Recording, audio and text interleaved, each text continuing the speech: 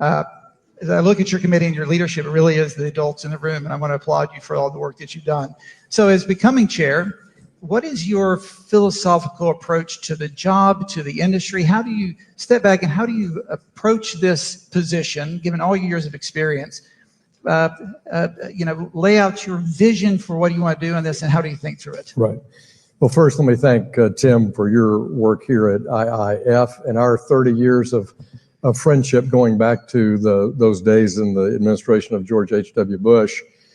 We had a lot of good work together. My philosophy for the Financial Services Committee, we oversee the housing markets, which includes the GSEs, the government-sponsored enterprises, Fannie Mae and Freddie Mac, Federal Home Loan Bank System, and then obviously we set policy for the depository institutions in the country through our Financial Institutions Subcommittee, and then the capital markets more generally, so the SEC and all things related to capital formation. And our philosophy about that is about being pro-economic growth.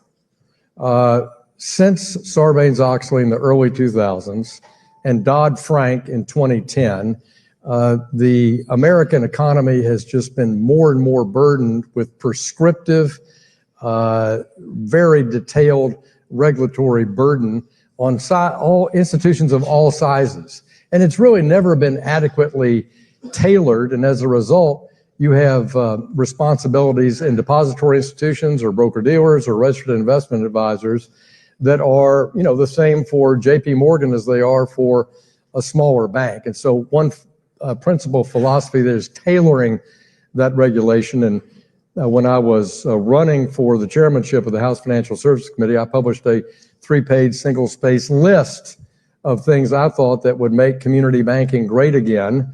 But when I say that, it's not scaled only to small banks or small credit unions. It's up the entire ecosystem, because here in America we have the substantial proportion of the deposits in our biggest globally systemically important institutions, but we have 5,000 depository institutions that are bearing this burden, and as a result we have a lot of small banks and we have the great big GSIBs, and we want to make sure we've got a more distributed size and profitability throughout the institution, throughout the industry, and I think you do that by better tailoring regulations. So that's a key theme. So what can we do that's pro-growth in housing, pro-growth in capital formation? We consider our committee the Access to Capital Committee for the United States. Obviously, you have, as you mentioned, 5,000 institutions. You have everything from JP Morgan to the Bank of America, where I grew up, my hometown, $200 million balance sheet. Do we have too many institutions? Should we should we have consolidation? And how do the smaller institutions compete with the larger institutions in terms of just tech spend? JP Morgan spends $14-15 billion a year on technology. Yeah. Well, I think in the 90s we've seen consolidation since the peak in 1980. So I think when I started my company in 1999, there were 275 or 280 banks in Arkansas. Today there's 75, and when I started my career, before many in this room were born in 1979, you probably had 30,000 financial institutions over the course of it, and that's down to the numbers we talked about today. That was driven by profitability. It was driven by personal philosophy. I don't want to be in this business anymore. I want to sell it to somebody else who can do a better job. But in the 90s, it was sort of driven by technology. And what's been exciting for me to see in the 90s and the 2000s is technology now facilitates even the smallest institution from offering competitive services, both at consumer and commercial customers. And so technology is not a reason to exit the financial services business today, whether you're a $750 million community bank in Little Rock, Arkansas, or a registered investment advisor working with small institutions. What's driving people out of the business today is the burden of regulation that is untailored and disproportionately borne by those smaller institutions. They don't have the scale now not to compete and offer their services to their customers. They don't have the scale to meet the needs of the FDIC, the Fed, the OCC, the SEC, the FINRA, the MSRB, the BYOB, all these organizations, checking to see if you're listening. And so you've seen Jamie Dimon's famous chart from the 2010 crisis that kind of rivals Hillary Clinton's healthcare reform 1994 chart. Well, it's no better. It's gotten worse on duplication. It's gotten worse on intrusion. It's gotten worse of ignoring the forest for some individual tree that somebody just invents as something that you want to go in and attack an institution by an enforcement action instead of by a thoughtful supervisory approach. How much of this is regulation versus supervision, or is it both? I think it's both. I mean, fundamentally, it's structured at the regulatory rule book, but how we supervise is very, very important, using some judgment. And we're on, most supervisory practices have another important three-letter acronym that's not an intelligence community agency, but CYA instead of CIA. And Silicon Valley is the best example of that. Anyone could take the data of the call report data for 2 years before Silicon Valley's failure and identify immediately, straight up. This great analytical mind here would spot it straight up. But when former Vice Chairman Michael Barr at the Fed published his after-action report, and you see the UBPR financial call report data, and you layer in the supervisory data of when they had a phone call, when they had a board resolution, when they did a bank exam, and you see absolute abdication of responsibility. No, that's supervisory. Right. And that is leadership. It's leadership in these agencies about doing M&A review, doing supervisory guidance.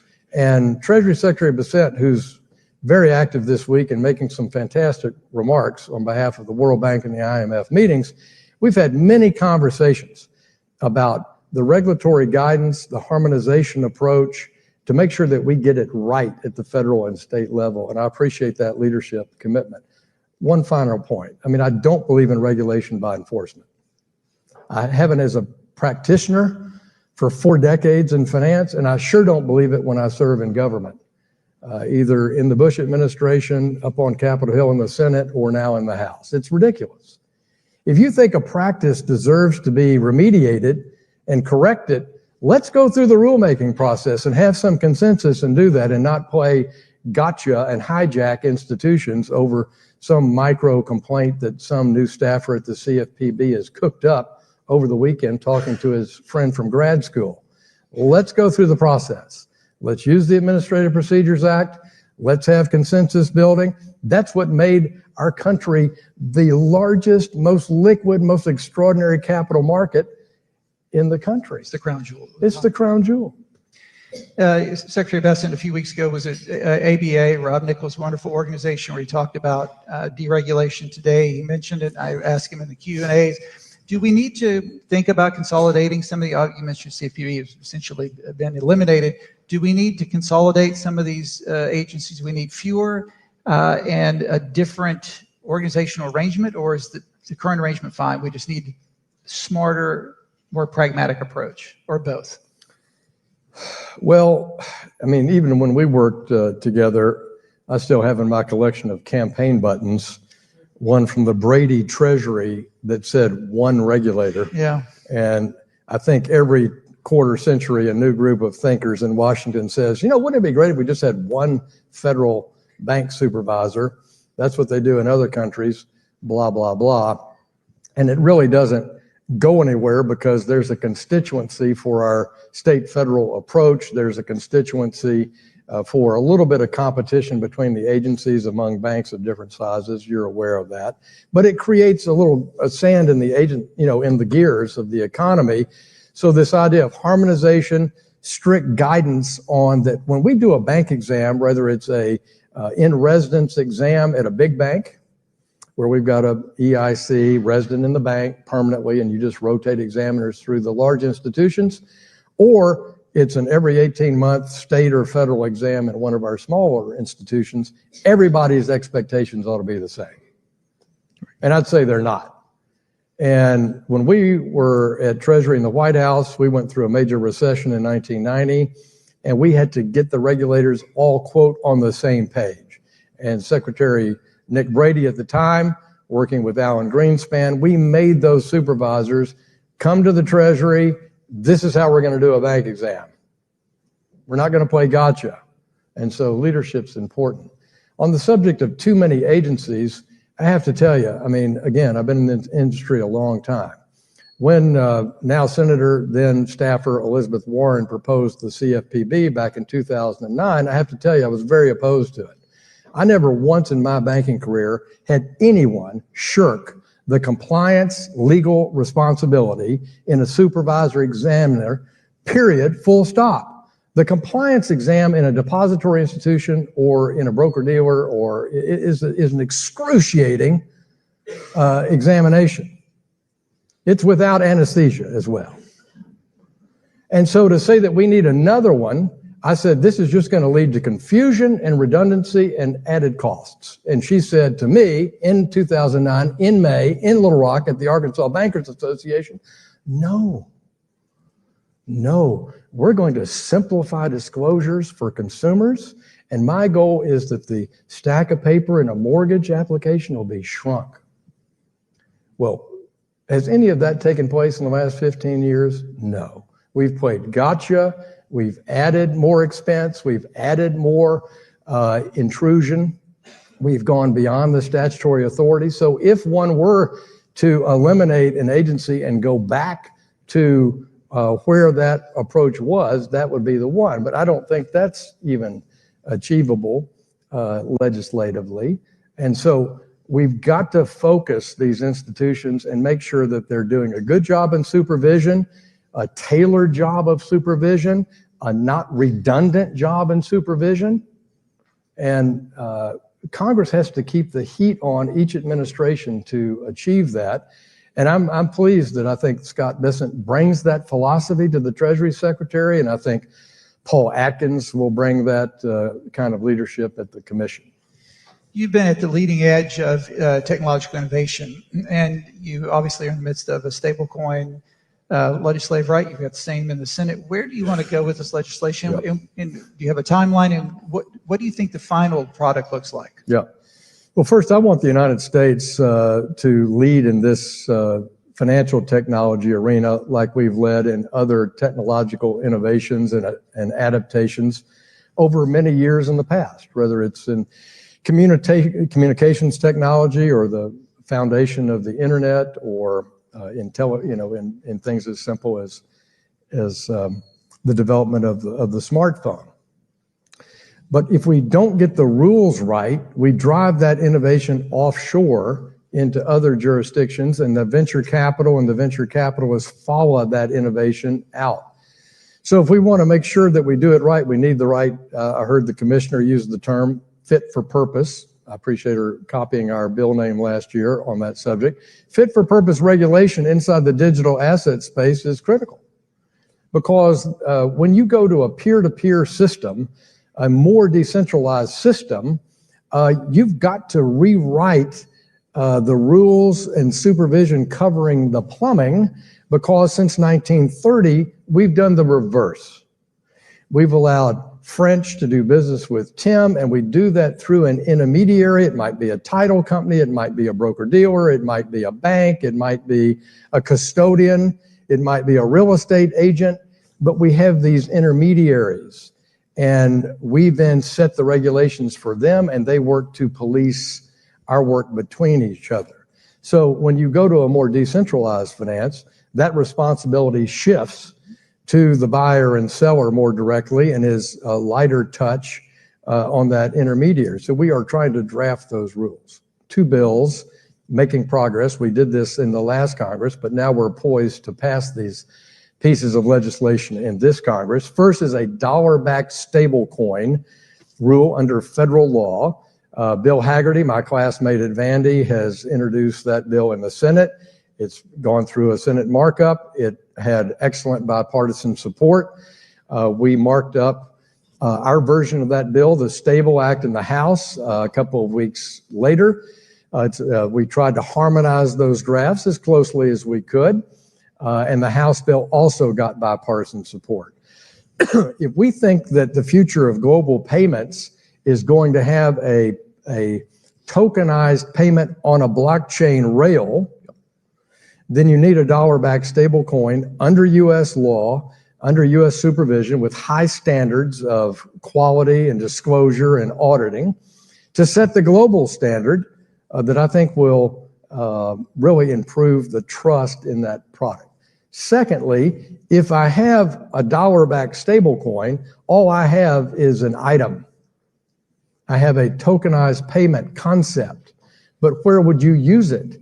How would you store it? How would Barclays serve as a custodian for it?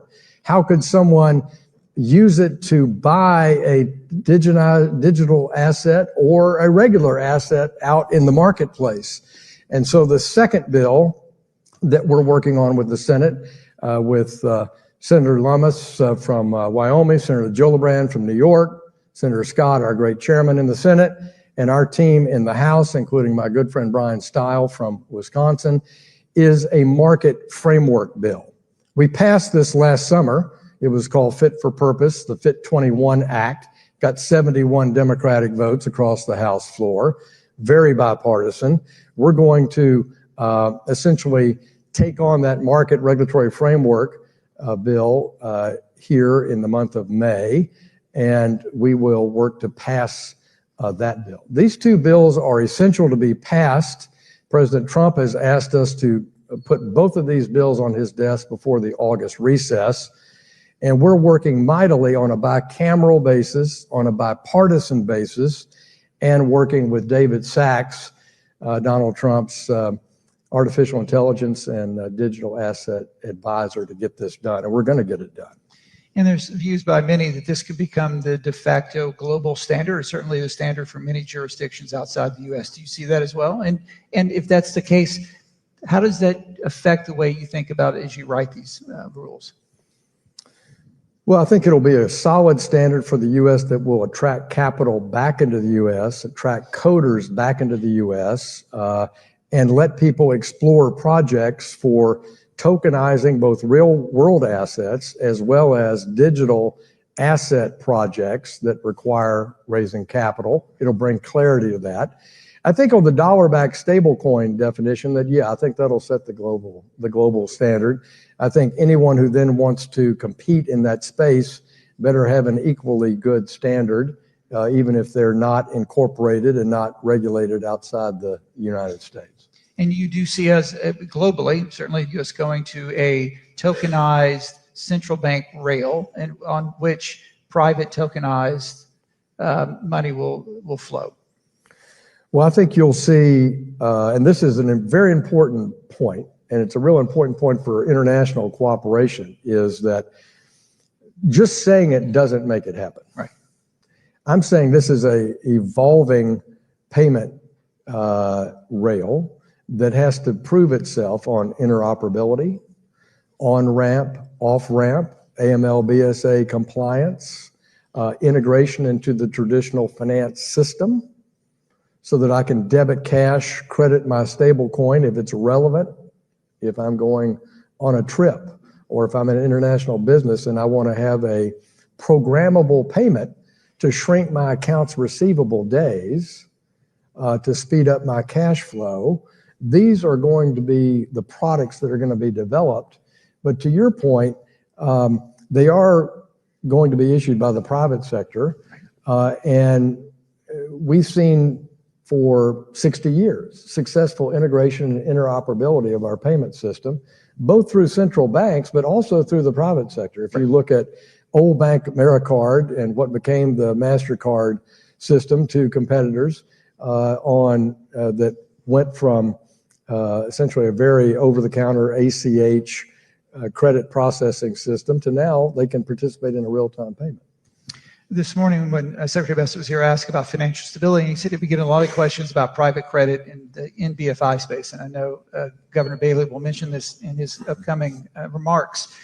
How do you think about NBFI generally, and is there anything about private equity or private credit that makes you nervous? Well, they don't make me nervous, but I think, private credit traditionally is a longer-term, fixed-funded source of supply that makes what we would think of as a intermediate-term credit.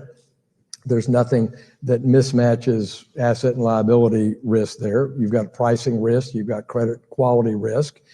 You have the GSIBs now providing warehouse lines to the private credit industry, which is where I think it principally touches the depository institutions, and that's a credit decision that needs to be looked at closely. In the hedge fund space, I think I formed a special task force this year for the first time in the House to look at monetary policy. I've asked Frank Lucas to chair it from Oklahoma. This mission of this is to focus on evaluating the Fed's role since Dodd-Frank, and particularly since the pandemic, on how they're doing on their goal of price stability, how they've changed the operation of monetary policy since the financial crisis, and evaluating that. But this is where it touches Treasury market structure, which is always not been fulfilled in Congress's oversight there. It's not in the Charlie Munger too complicated pile, but the course of business just seems to make it a secondary issue. I think they're linked, and in a world of enormous federal budget deficits, they're even more linked. And so we're looking at Treasury market structure in that same task force. We're talking to the primary dealers, we're talking to market participants, and that's where your question about the hedge fund space touches the committee's jurisdiction, because family offices, hedge funds have made enormous buyers in the Treasury market, the Treasury futures market. Right. That's changed the nature a bit, but that's also because of the mistakes in Dodd-Frank to take our money center, our GSIB banks out of the intraday Treasury market. And so we're going to look at the regulatory impact and the market impact of how monetary policy and Treasury market structure work together. And I think it's a very important task. I'm so glad Frank was willing to take it on. In our closing 2 minutes, let's just talk about the economy and market confidence. Obviously, a lot of volatility in the markets. The last couple of days have been much better, but since January, we've seen sell-off in all the major indices. A lot of concern about slowing growth, forecasts for potential recession. What are you hearing when you go back to Little Rock? What are the people on the street of Little Rock telling you about their view about the markets, the economy, and are they concerned? Well, for the decade that I've been in Congress, before I was in Congress, I was a banker in Little Rock, my hometown. I was the chairman of the Chamber of Commerce, very involved in economic affairs in my home state. And for the decade, the number one complaint's always been finding the right talent from a human resources point of view to carry out whatever the mission of the business is. And that continues to be the top concern. There is workforce, whether it's white collar, cyber, engineering, healthcare, or logistics. But uncertainty is, risen to the top in the last few weeks over the tariff strategy of the administration. Because 30% of our output in Arkansas goes to Canada and Mexico, I have enormous international companies in my district, many from France, but from around the world. We're a capital city, we're a logistics hub in the Mid-South, and so it's a busy place. And people want certainty, and I think that has risen to one of the top concerns. I met with a lot of my major industries last week when I was in Little Rock. I had both steel fabrication and production, as well as retailing and everything in between. And we talked specifically about what their outlook is for 2025, how they're anticipating their business strategies to cope with this very back and forth, on again, off again tariff point of view. So this is something that I would urge the president to resolve quickly, because on regulation, we're moving in the right direction. Rebalancing, tailoring. On taxes, Congress will meet next week and start budget reconciliation, where we're going to work hard to commit that small businesses, entrepreneurs, families are not going to have a tax increase at the end of the year. We want to give predictability to that, and that we are going to drop the slope of the rapid growth of spending coming out of the Biden administration, the pandemic, where we just went out of control in federal spending. So regulation going the right direction, spending and taxes, in my judgment, could be going in the right direction. Those are good things. So we want to get the trade issue in the right direction, in the right groove, and make sure it's producing results for the economy and for all of our citizens, so that good news is not stepped on by less successful. Chairman, I wish we had more like you. You're a national treasure, and I Appreciate sleep it. better at night knowing Thank you you're very in your much. job. Ladies and gentlemen. Great American right here now. Appreciate it.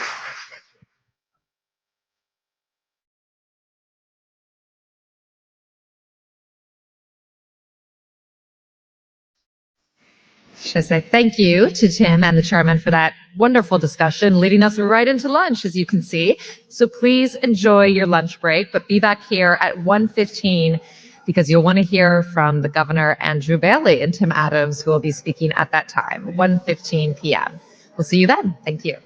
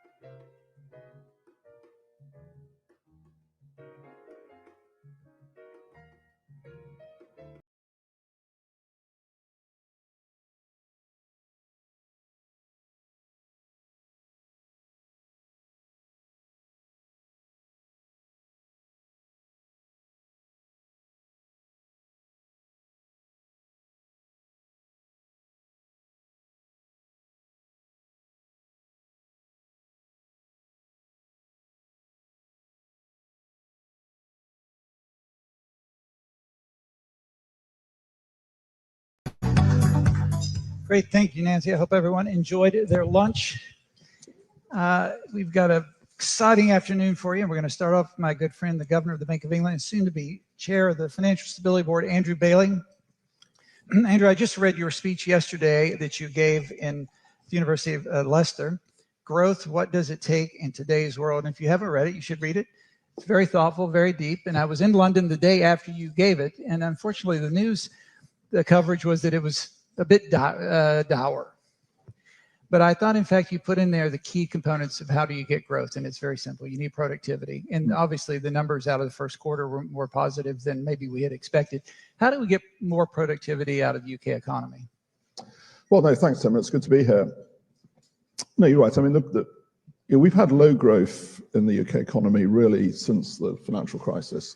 By the way, I say that, I'm not sure the financial crisis was the cause of it actually, but it happens to, the timing happens to fit. And of course, the UK is not alone in that respect at all. But when you look at it, the contribution to that low growth is productivity. Right. It's not particularly labour supply. We've had very weak productivity growth. And although you say I came across a bit dour. The other point I was making, of course, the UK is not alone in this respect at all. Is that we've got a population that is on average aging. So, looking forwards, the contribution from labour supply to that growth is not going to be. There isn't reason to believe that's going to expand rapidly. So it really does then come down to productivity growth. And I would say two things about that. I mean, one is there's obviously a very substantial, well, three things. One is there's a very substantial investment component, and the UK again has had weak investment. And I think both this government and the previous government are right, and I very much support them on this, to highlight the question of the particularly in the pension system in the UK, the low level of risk capital investment in the pension system. It's not the only cause, obviously, of investment. So that's one thing. I think the second thing is the question of where is technical change going to come from? Because I do think actually when you look at, and in the speech I gave quite a long view of the history of the UK. You did. And pose the question, is AI going to be what we tend to call the next general purpose technology in the sense of enabling innovation across the economy? I think there's a reasonable prospect that it is. Although the history would suggest that we mustn't be impatient in the sense that it can take time for that to come through. But then we must go about actually enabling that to happen and promoting it. The third one I'd highlight, and again highlighted in the speech, and it's very much obviously relevant to the times, is trade. Again, the UK benefited greatly in the 19th century, not only from technological change, also population growth, but also, of course, the opening up of world trade. And trade does support growth. That's we get that from Adam Smith, if nowhere else, and many since. And it is, of course, a very important point. I've said a number of times, fragmenting the world economy will be bad for growth. So given that we do have trade tensions occurring, tariffs certainly have gone up substantially, although the UK, from this administration's perspective, the UK actually may escape some of the worst tendencies for a variety of reasons. How do you take this into your consideration as you think through your model of the economy going forward? Well, we do, and we're currently working through that because we've got an interest rate decision coming in 2 weeks' time. First of all, I mean, you say, well, the UK may well escape. I would say this. Yes, in one sense of sort of relative tariff levels. I think the president likes you, and that helps. Well, that's good. I'm very pleased. We try to be good citizens. But of course, the reason is the UK is a very open economy, and therefore, it's not just obviously the relationship between the US and the UK. It's obviously the relationship between the US, the UK, and the rest of the world that matters here. So because the UK is such an open economy, so when we do our modelling, to your question, we also have to take into consideration the effect on growth in the rest of the world. And of course, the IMF came out with its view earlier in the week. And again, I think we do have to take very seriously the risk to growth. In terms of AI, we've had conferences from the previous administration focusing on AI, the current administration focusing on as well. How do we go from a theoretical discussion to one in which there's practical applications where corporates and small businesses begin to employ the technology in a way that actually makes a difference on a daily basis? Well, I think we have to encourage it. So I think there's a role for education and training of labour force. I spend a lot of time going around companies in the UK as part of my role. So that's how we find out an awful lot about what's going on in the economy, and it's fascinating. I love going into factories, actually. It's one of the best parts of my job. So, yeah, I'll give you an example. I was, 2 weeks ago, I went to visit a company that makes road sweeping vehicles. And they showed me proudly at the end their prototype of a road sweeping vehicle with AI, where they're using AI to sort of, optimize the amount of sort of sweeping it has to do, and therefore the amount of, the amount of energy it takes, and so on. But this is what companies are doing now. It's quite fascinating when I go into factories, because I never know what to expect. You go into some factories and they're absolutely on it. You go into others and there's people everywhere. Right. And technology isn't quite to the fore. But I think we have to encourage that. We have to make sure that the right encouragement is there. And as I say, I think training and education in the labour force is a very big thing in that respect. In fact, Congressman Hill was just saying one of the issues he hears when he goes back home, and certainly what I hear from my friends out in the real economy, is we simply don't have enough workers. There's a worker shortage. We don't have enough labor.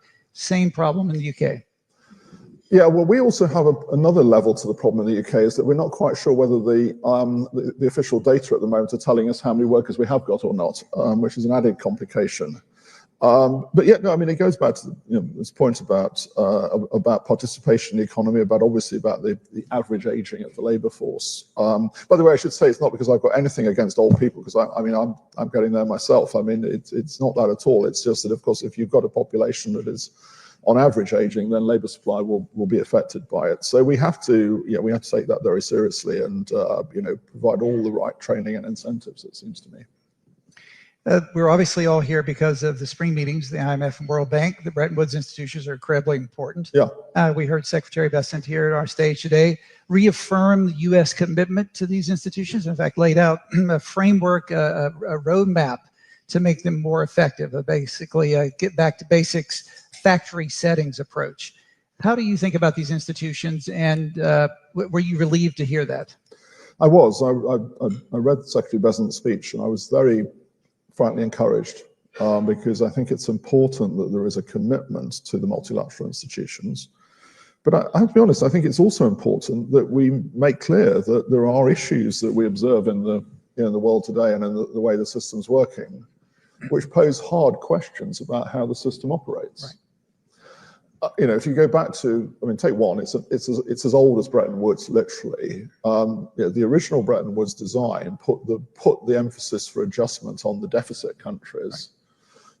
The US was at that point the world's surplus country. That obviously turned round, and it's interesting. One of the most fascinating, I read quite a lot of books, so I think it's good, but it's fascinating to go back and read the whole story about the Nixon 1971 period, when obviously the Bretton Woods, the gold dollar link was broken, and the number of parallels to today in terms of the issues, including things like the burden of defense spending in Europe.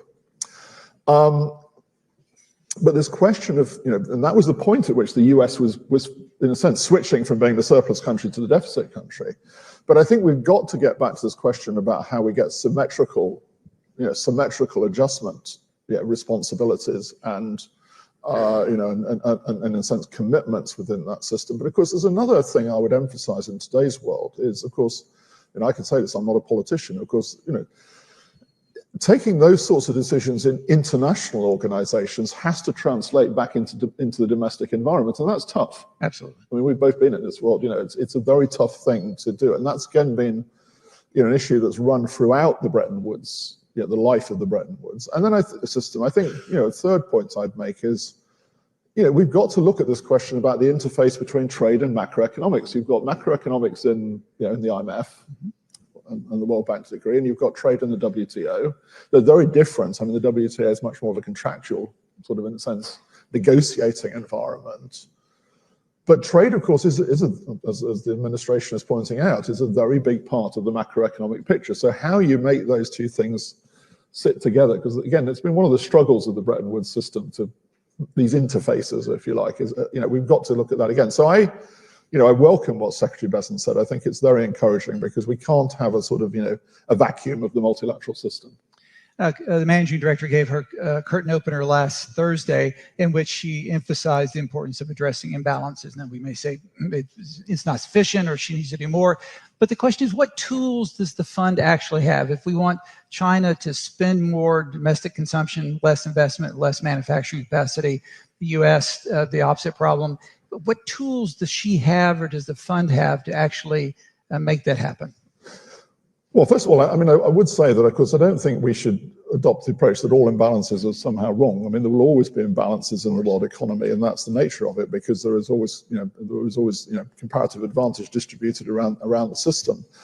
I think sustained imbalances, and here I do think, I read, Lighthouse's book, and I do think, there is a point in there. I don't agree with quite a bit of his analysis, but he makes points which, frankly, we have to take seriously about how the world trade system has evolved.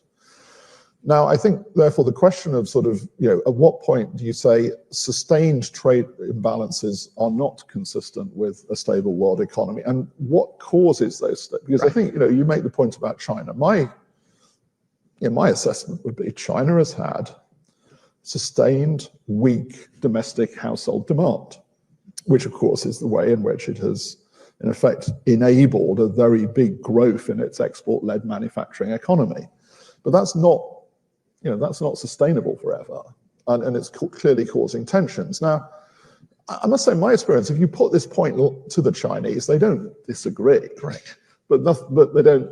But it doesn't follow, and I think that's the challenge. I mean, I don't think you can say to the IMF, well, that's your job, your mission should you choose to accept it, but actually you don't have a choice. It's got to, the multilateral system is a multilateral system. The IMF is the organization that, in a sense, is there to sort of enable it to happen. But at the end of the day, it's got to be, a consensual multilateral system. But there are challenges. I mean, we've had 80 years of Bretton Woods now. We have to accept it has worked. It's the best system we have, but it's got challenges in it. And moral suasion, obviously. And if the U.S. is indeed focused on deficit reduction, that's a critical component as well, right? Yeah. And in terms of the fund's approach, obviously we heard today that the Secretary wants to get back to basics. Do you share the concern that maybe the fund or the bank has drifted into areas that probably isn't core to its mission? I think that what all of us in public organizations face this sort of, in a sense, this pressure to expand our missions. And, I would say, look, we don't make this up ourselves, first of all. Right. I mean, in many ways, we represent, we represent the people we serve. These are issues that are out in society, and it's quite reasonable that they're out in society. I think I would agree with Secretary Bessent, though, that I think, organizations have core missions, just as central banks do, and it's critical that we focus on those core missions. I've tried to balance this in the Bank of England's case. I would say this, to take the question about sort of diversity and inclusion. The way I would say to it, look, we serve the country as a whole, the people of the country. I think it's sensible that we bear a broad relationship to the people we serve. If we don't, then there's, we will be criticised. There will be eventually there will be an issue. But that's a very broad, thing. It's not a sort of campaigning thing. It's not a detailed thing. It's just I think the central bank needs to broadly represent and look like the people it serves. Right. We can do that in all sorts of ways. We do that in various ways. I don't think it goes beyond that. And that's the legitimacy of the institution. That's the legitimacy of the institution. I want the people of the country to say, yeah, I look at those people and, people like me are broadly sort of represented in there. Moving on to your next role, which is chair of the Financial Stability Board. Congratulations. Because I need more to do, obviously. What do you worry most about taking over in this job? What, as you look onto the horizon, obviously Klaus has done a great job. You're surrounded by excellent professionals. But as you think about it, now you're the person in the chair. what worries you most about stability? Well, first of all, I mean, obviously I've been involved in the FSB for, well, ever since the financial crisis. So it's an organization I care about a lot. I was honored to be nominated by my peers to do it. And it's a very important role. Well, I think financial stability, once again, we've been seeing this in the last, few weeks. The world around us is changing and has changed. And one of the things I said, I made a speech earlier this year actually on this.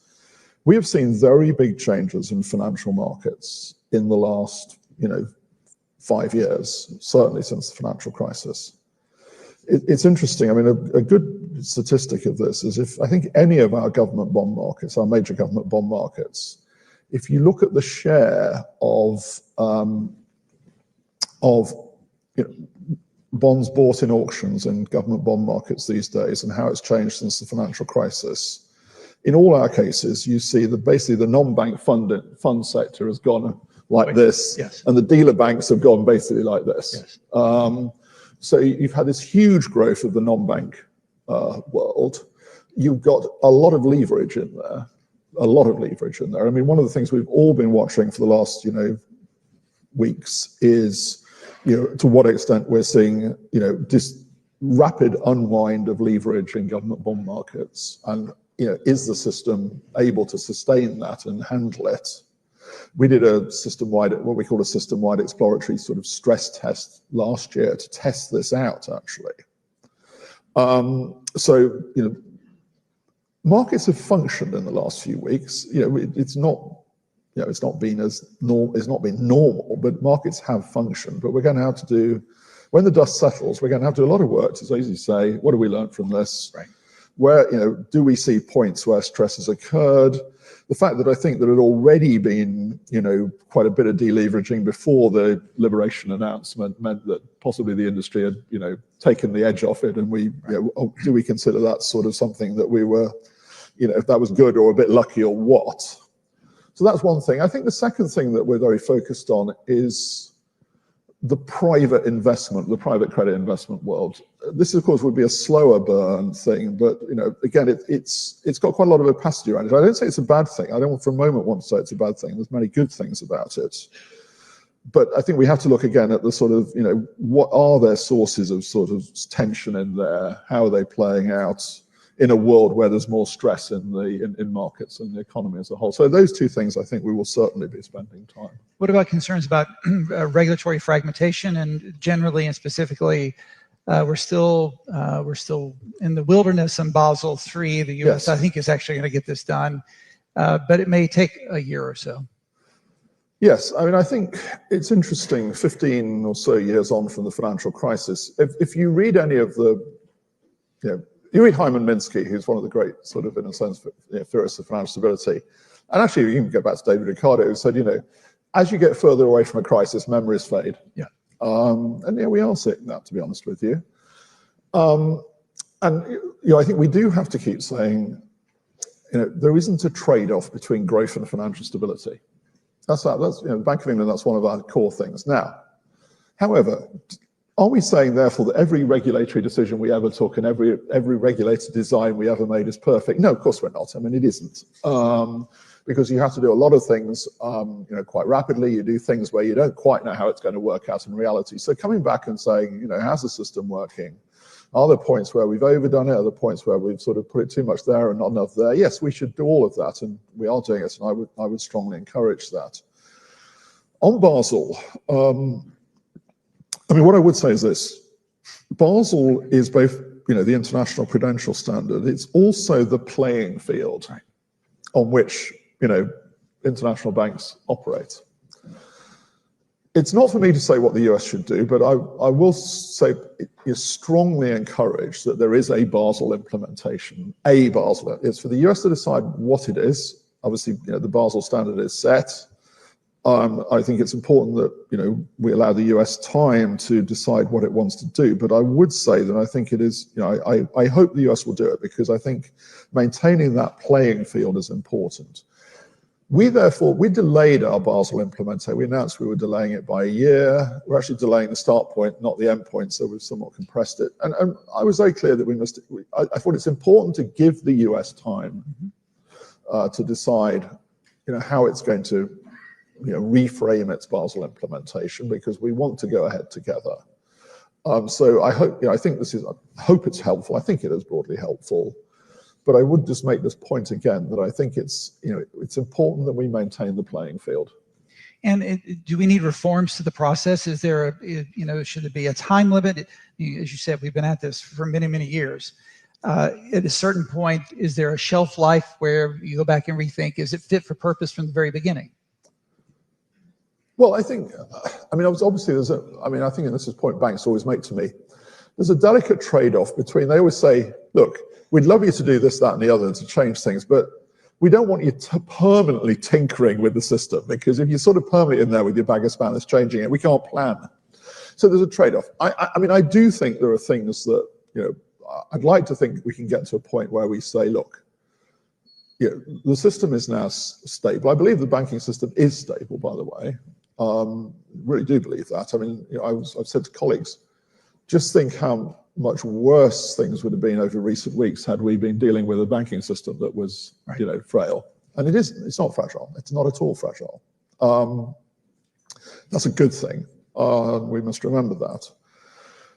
I think, you look at the Basel structure now and you think, could you have possibly made it more complicated if you tried? So that guy gets a laugh. And the answer is probably not, actually. So I'll give you an example. My colleague Sam Woods has said this in public. I think we should look at the buffer system and seek to simplify it and consolidate it and say, look, let's try to reduce it to one buffer, and let's make that one buffer usable, because there are too many buffers that really aren't usable at the moment. Now, question about how do you make it usable? Do you have something that, there are two ways broadly to do it. Do you say to banks, you can go into the buffers, and they say, really? Right.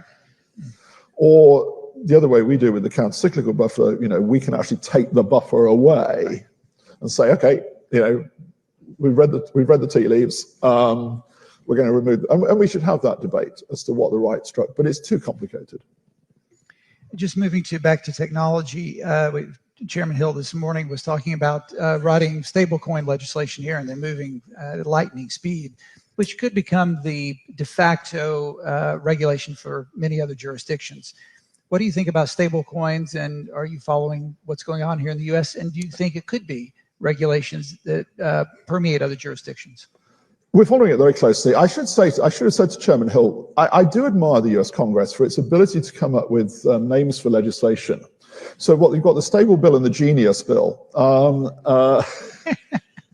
We fail that test completely. Although I should say, I think it was before the financial crisis. Was it the American Dream Act which led to the promoting of the subprime mortgage industry? So they're not all great, but anyway, that all went well. So I think it's very interesting. So first of all, I think I do draw a distinction in the broad crypto world between the sort of the unbacked crypto world and the stablecoin world, in the sense that I don't regard unbacked crypto as money. I'm now going to be a bolt is going to come down out of the sky and knock me out at this point. Stablecoins, I think, are set up to perform the functions of money. That's what they're there for. So I think we have to then apply the sort of, in a sense, the rigor of money to them, because there's a long history of, commercial bank money, take the US history, painful history to emerge to a sort of risk acceptable definition of money. Right.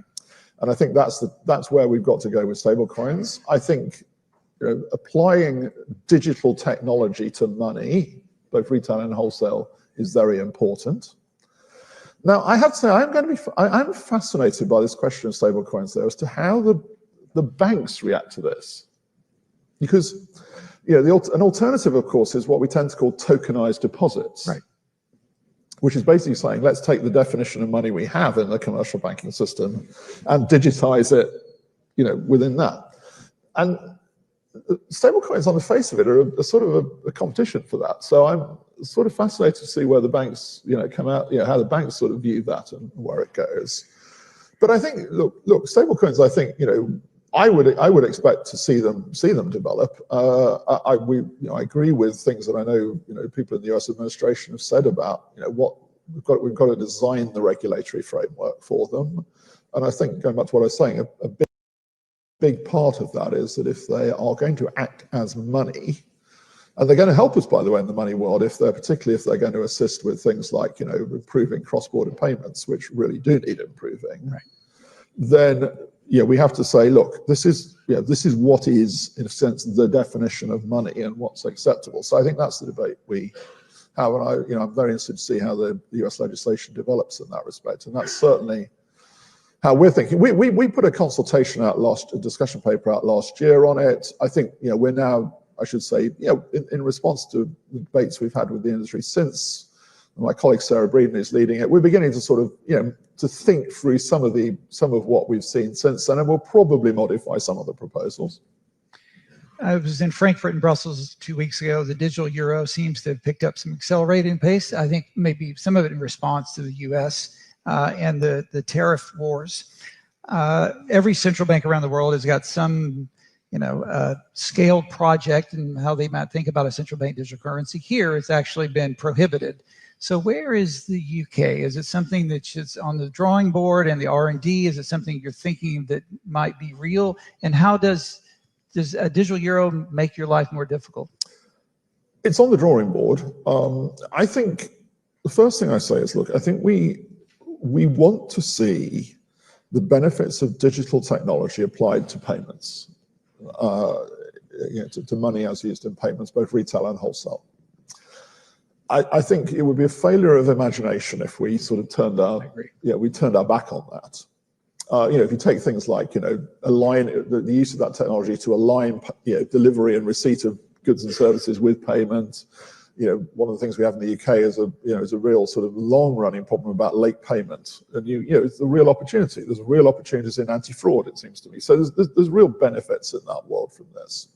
Now, I tend to start from a sort of agnostic view.